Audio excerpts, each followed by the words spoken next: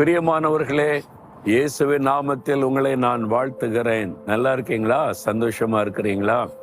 இயேசு உங்க மேல அன்பும் அக்கறையாமா இருக்கும்போது எதுக்கு நீ கவலைப்படணும்? உங்க மேல அன்புள்ள தேவன், அக்கறை உள்ள தேவன், பாசமுள்ள ஒரு தேவன், உங்களை கவனித்து கொண்டே இருக்கிற தேவன், உங்களுடைய போக்கையும் மரத்தையும் கவனித்து உங்களுக்கு பாதுகாப்பு கொடுக்கிற ஒரு தேவன் அவர். பிறகு எதுக்கு நீங்க பயப்படணும்? ஆண்டவர் வாக்கு கொடுக்கிறார் பாருங்களேன். நீதிமொழிகள் 3ஆம் அதிகாரம் 26வது வசனம். கர்த்தர் உன் நம்பிக்கையாயிருந்து உன் கால் சிக்கிக் கொள்ளாதபடி காப்பார். கர்த்தர் உன்னை காப்பார். உன் கால் சிக்கிக் கொள்ளாதபடி உன்னை காப்பார். இது கண்ணி. அந்த காலை கண்ணி வைத்து சிலர் பிடிப்பாங்க. பார்த்துருக்கீங்களா? நம்ம காலுக்கு கண்ணி வைக்கப்படும். கண்ணி என்பது கண்ணுக்கு தெரியாத ஒரு காரியம், கண்ணுக்கு தெரியாத ஆபத்து, கண்ணுக்கு தெரியாதபடி நம்மை சிக்க வைப்பது, ஆபத்திலே மாட்ட வைப்பது. இது பொல்லாத உலகம். நம்மளை எங்கேயாவது கண்ணில் அகப்படுத்தோன்னு சுத்தி திரிகிற ஒரு கூட்டம் மக்கள் இருக்கிறாங்க. அந்த ஆபத்து எங்க இருக்குது, எப்படி இருக்குது, யார் கண்ணி வைக்கிறான்னே தெரியாது. அந்த மாதிரி சூழ்நிலையில நீங்க இருக்கிறீங்களா? சிலரால் அப்படி பாதிக்கப்பட்டிருக்கீங்களா? ஒண்ணு கவலைப்படாதுங்க. அந்த கண்ணில சிக்கி கொள்ளாதபடி கர்த்தர் காப்பார். எத்தனை பேர் கண்ணி வைத்தாலும் உங்களை பாதுகாக்கிற தேவன் உண்டு. கண்ணின்னா தெரியல உங்களுக்கு. அதாவது சில மிருகங்களை பிடிக்க கண்ணி வைப்பாங்க, கூண்டு வைத்தும் பிடிப்பாங்க, கண்ணி வைத்தும் பிடிப்பாங்க. சில பறவைகளை பிடிக்க கண்ணி வைப்பாங்க. நான் கிராமத்துல வளர்ந்த ஆளு. எங்க ஊர்ல நாங்க ஸ்கூல் விடுமுறை நாள்ல நாங்கெல்லாம் சேர்ந்து என்ன பண்ணுவோம்னா, அணில் இருக்குல்ல, அணில், அதை கண்ணி வச்சு பிடிப்போம்.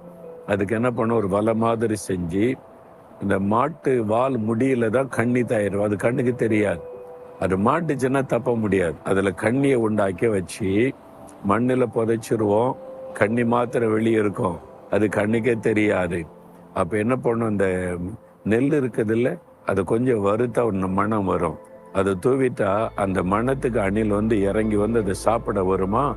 அதுக்கு தெரியாது நல்ல ஆகாரம் இருக்குது, மணமா இருக்குது, நம்ம சாப்பிடலான்னு ஆசையா வந்தா இந்த கண்ணில் ஆகப்பட்டுக்கொள்ளும். கால் மாட்டிக்கொள்ளுமா, அவ்வளவுதான், தப்ப முடியாது. உயிரோட அது மாட்டிக்கொள்ளும். நாங்க ஓடி போய் அதை பிடிச்சிருவோம்.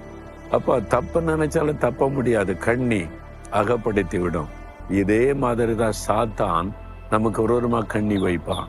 சில ஆசைகளை காண்பிப்பான், சில தவறான காரியத்தை காண்பித்து, ஆசைவாத்தை காண்பித்து நம்முடைய வாழ்க்கையில் ஒரு கண்ணியை கொண்டு சிக்க வச்சிடணும் அப்படின்னு பிரயாசப்படுவான். பொய்யான குற்றச்சாட்டு சொல்லுவான். கோபம் வரும்ல, ஏதாவது பேசிடுவீங்களே, அதில் அகப்படுத்தலாம் அப்படின்னு நினைப்பாங்க. இந்த மாதிரிலாம் பல விதங்களில சாத்தான் நம்ம வேலை செய்யற இடத்துல, வசிக்கிற இடத்துல, ஊழிய செய்யற இடத்துல நம்ம கண்ணுக்கே தெரியாம கண்ணி வச்சு அகப்படுத்திடணும், நம்மளை அழிச்சிடணும்னு நினைப்பான். ஆண்டவர் சொல்றாரு, நீ பயப்படாத, கண்ணிக்கு விலைக்கு நான் உன்னை பாதுகாப்பேன்.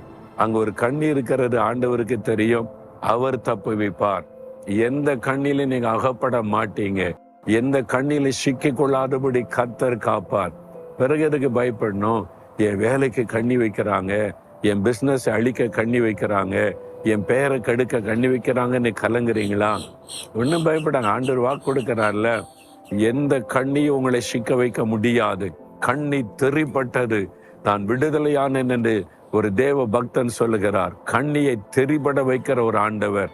கல்வாரி சிலுவையில ரத்த சிந்தி மறித்து உயிர்த்து எழுந்ததுனால சாத்தான் வைக்கிற எல்லா கண்ணிகளும் தெரிபட்டு போய்விடும். நீங்க ஜெயிப்பீங்க, சந்தோஷமா இருப்பீங்க. அதனால மகிழ்ச்சியோட சொல்லுங்க, ஆண்டவரே, எனக்கு விரோதமாய் சாத்தான் எத்தனை ரகசிய கண்ணிகளை வைத்தாலும் இந்த கண்ணிகளை தெரிபட பண்ணி என்னை பாதுகாக்கிற தேவனாய் கூட இருக்கிறதற்காய் ஸ்தோத்திரம், ஸ்தோத்திரம். இயேசுவின் நாமத்தில் ஆமென், ஆமென்.